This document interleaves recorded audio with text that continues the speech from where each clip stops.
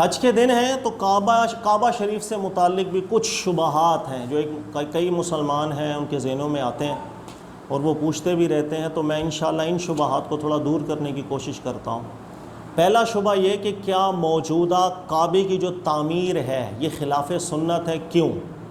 یہ ایک سوال عام طور پر لوگوں کی طرف سے کیا جاتا ہے، اور یہ سوال کیوں کیا جاتا ہے وہ وجہ بھی میں بیان کر دیتا ہوں۔ وہ وجہ یہ ہے کہ امام بخاری ایک روایت لے کر آئے ہیں جس کی سند ٹھیک ہے، صحیح ہے، اور وہ روایت یہ ہے کہ ام المومنین عائشہ صدیقہ رضی اللہ تعالی عنہا بیان کرتی ہیں کہ نبی پاک صلی اللہ علیہ وسلم نے مجھ سے فرمایا فتح مکہ کے بعد کہ قریش والوں نے جس وقت کعبے کی نئی تعمیر کی تھی تو کعبے کی ایکچولی جو چوڑائی ہے، کعبے کے آگے جو حتیم کا حصہ ہے نا وہ گول سا بنا ہوتا ہے، تو کعبے کی مکمل چوڑائی یہاں تک تھی جہاں تک حتیم آتا ہے، 6 ہاتھ آگے۔ جو موجودہ حتیم ہے، آج کل جو حتیم ہے وہ 6 ہاتھ سے تھوڑا زیادہ ہے، لیکن کعبہ سے آگے 6 ہاتھ تک۔ تو اللہ کے نبی علیہ السلام نے فرمایا کعبے کی اصل جو حضرت ابراہیم علیہ السلام نے تعمیر کی تھی وہ اس میں چوڑائی میں 6 ہاتھ زیادہ تھا۔ تو جب کفار قریش اس کی تعمیر جدید کر رہے تھے تو ان کے پاس نفقہ کم پڑ گیا، مال کم پڑ گیا، تو انہوں نے پھر اس کی چوڑائی میں کمی کر دی تھی۔ پھر اللہ کے نبی علیہ السلام نے ارشاد فرمایا کہ اگر یہ لوگ ابھی نئے نئے مسلمان ہوئے ہیں ایسا نہ ہوتا، یعنی قریش اور سردار قریش کے نئے نئے چونکہ مسلمان ہوئے ہیں، اور اگر مجھے یہ خوف نہ ہوتا کہ میرے اس عمل سے یہ سرداران پھر بدک جائیں یا اسلام سے خارج ہو جائیں، تو ہم ایسا کرتے کہ کعبے کو گرا دیتے اور گرا کر اس کی ایک نئی تعمیر کرتے، اس تعمیر کے اندر 6 ہاتھ کا اضافہ کر دیتے، تو حضرت ابراہیم علیہ السلام کی جو ایک اصل قواعد تھے، بنیادیں تھیں، اسی کے اوپر کعبہ آ جاتا۔ پھر ہم یہ کرتے کہ کعبے کا دروازہ چونکہ اونچائی پر ہوتا ہے، ہم کعبے کے دروازے کو بھی نیچا زمین کے ساتھ لگا دیتے اور 2 دروازے بنا دیتے، ایک اندر داخل ہونے کا، ایک دوسرا باہر جانے کا، تاکہ کوئی بھی کعبے کے اندر داخل ہونا چاہے ایک دروازے سے آ جائے، دوسرے دروازے سے باہر نکل جائے، اندر رش کی صورتحال بھی پیدا نہ ہو، اور ایک ہی دروازے سے اندر آنا اور باہر جانا اس میں ازدحام کی کیفیت بھی پیدا نہ ہو۔ یہ حدیث امام بخاری اس حدیث کو لے کر کے آئے ہیں، تو اس حدیث کی بنیاد پر چند چیزیں ایک ذہنوں میں سوالات پیدا ہوتے ہیں۔ نمبر 1، جب اللہ کے نبی صلی اللہ علیہ وسلم نے ارشاد فرما دیا تھا، اور صحیح حدیث موجود ہے کہ اصل کعبے کی پیمائش موجودہ کعبے سے 6 ہاتھ آگے تک ہے، جو حضرت ابراہیم علیہ السلام نے کعبہ تعمیر کیا تھا۔ ابھی موجودہ کعبہ بھی جو ہے مکہ مکرمہ کے اندر وہ 6 ہاتھ پیچھے ہی ہے۔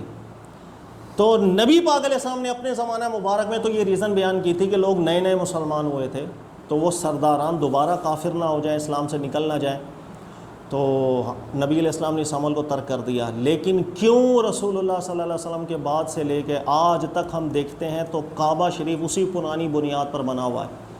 کیوں نہیں اس کی نئی تعمیر کے اندر اس 6 ہاتھ کو ہم نے اندر لے لیا کعبہ شریف کے اندر؟ یہ ایک سوال عام طور پہ ذہنوں کے اندر آتا ہے، میں اس کو واضح کر دیتا ہوں۔ 2 طرح واضح کروں گا، ایک تو میں تھوڑی سی تاریخ آپ کو پڑھا دیتا ہوں، اور دوسرا میں استدلالی جہت کے اندر آپ کو بیان کر دیتا ہوں کہ یہ جو روایت آئی ہے اس روایت کو صرف پڑھیں، اس روایت سے جسٹ برکت لیں۔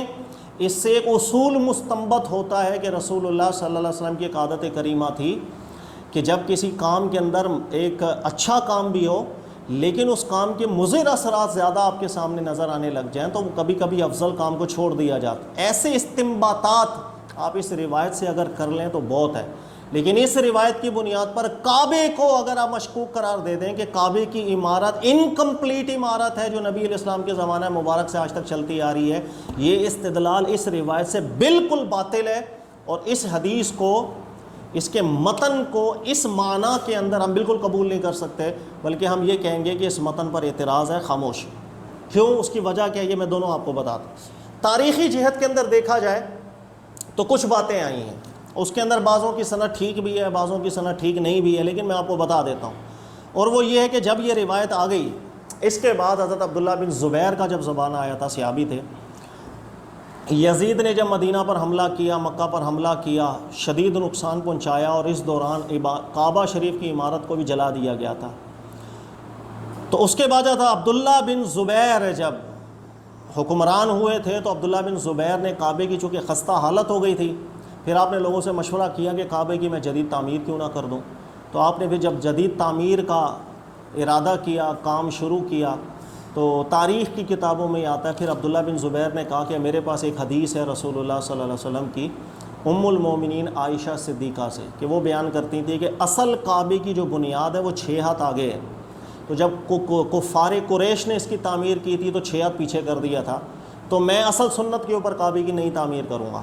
تو حضرت عبداللہ بن زبیر نے پھر کعبہ بنایا تو چوڑا زیادہ کر دیا, یعنی 6 ہاتھ مزید آگے لے کر چلے گئے, اور دروازے بھی 2 بنا دیے تھے, ایک سے اندر داخل ہو دوسرے سے باہر نکلیں. یعنی جو روایت کے مطابق سنت بات آئی ہے وہ انہوں نے کر دی.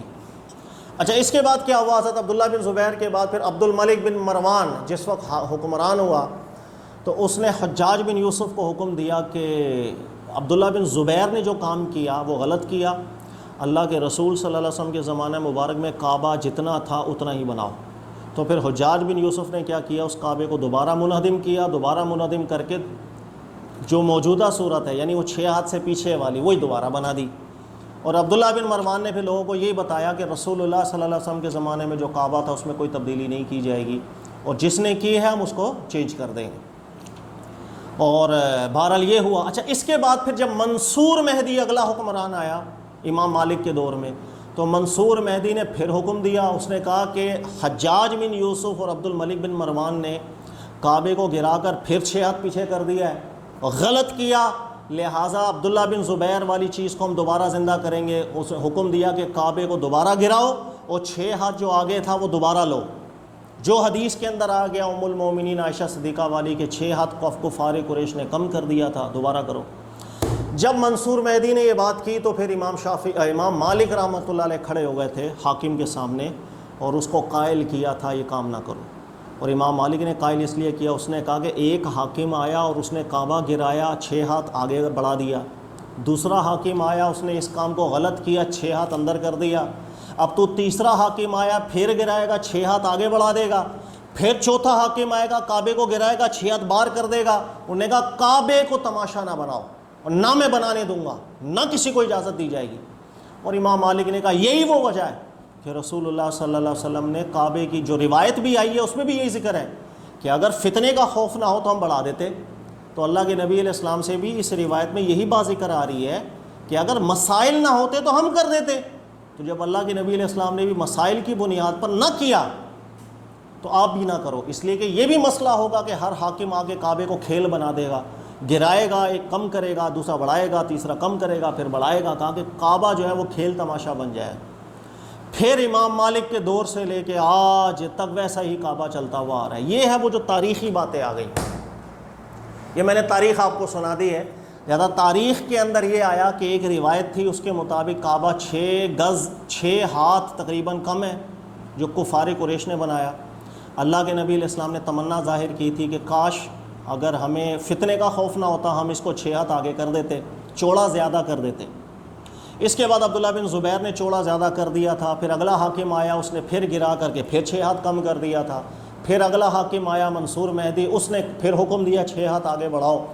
علماء نے منع کر دیا. اس کے بعد سے آج تک پھر نہیں بڑھایا. یہ ہے ساری تاریخی باتیں, اس کو بس پڑھیں, لطف لیں, اس سے زیادہ کچھ نہیں.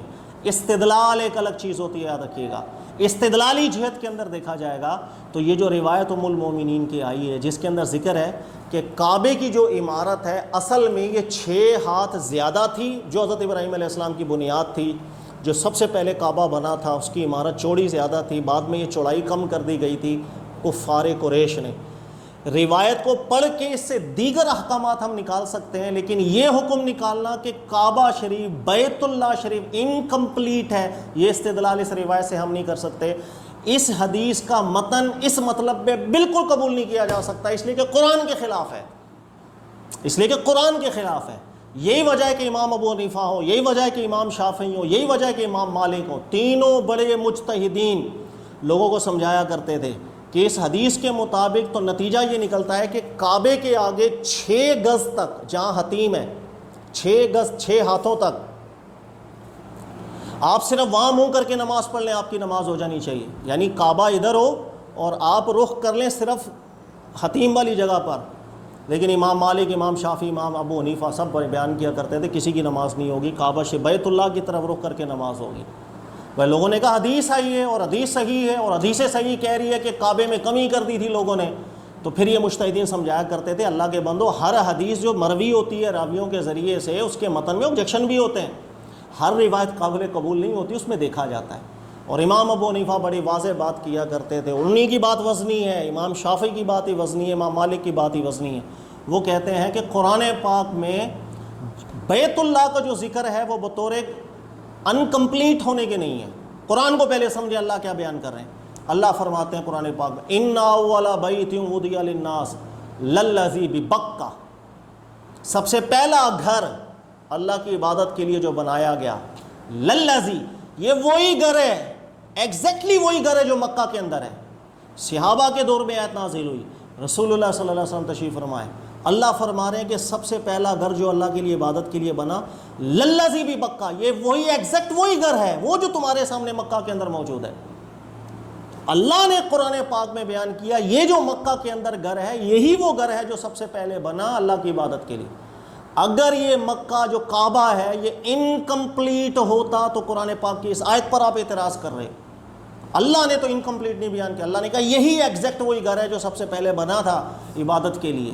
اگر اس کے اندر نامکملیت ہوتی، یعنی اس کی تکمیل اگر ناقص ہوتی تو قرآن اس کو مینشن کرتا، اور اللہ نے جو قرآن میں بیان کیا اس کے اندر کعبے کا جو حجم ہے اس کا نامکمل ہونے کی طرف کوئی اشارہ نہیں نکلتا۔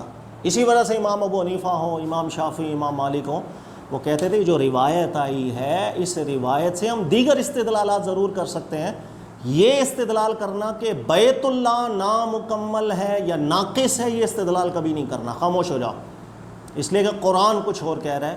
اور یہی وجہ ہے کہ صدیاں گزر گئیں، رسول اللہ صلی اللہ علیہ وسلم کے بعد سے کعبے کا حجم یہی رکھا گیا ہے، اس کے حجم میں اضافہ نہیں کیا گیا، اس لیے کہ استدلال کرنا ایک الگ چیز ہوتی ہے اور روایتوں سے استدلال کرنا یہ بالکل ہی ڈیفرنٹ چیز ہے، اور اس کے اندر عام لوگوں کو اجازت نہیں ہوتی ہے کہ وہ روایتیں پڑھیں اور اس سے استدلال کریں۔ یہی وجہ ہے کہ آج ہم نے پاکستان میں دیکھا کئی لوگ اعتراض کرتے ہیں کہ یار صحیح حدیث کے مطابق تو کعبہ نامکمل ہے، تو آج حاکم کیوں نہیں ہے کعبے کو مکمل کر دیتے؟ اس لیے کہ صدیوں سے کسی نے نہیں کیا۔ استدلالی جہت کے اندر دیکھیں گے تو کعبے کو نامکمل کا لفظ ہم نہیں کہہ سکتے، خاموش۔ اسی لیے یاد رکھیے گا تمام مجتہدین بیان کرتے ہیں کہ چاہے روایت موجود ہے خبر واحد کی، لیکن یہ مظنون ہے، مقطوع بات نہیں ہے، ظنی بات ہے، ڈاؤٹ والی بات۔ اللہ تعالیٰ سمجھنے کی توفیق دے، جزاک اللہ۔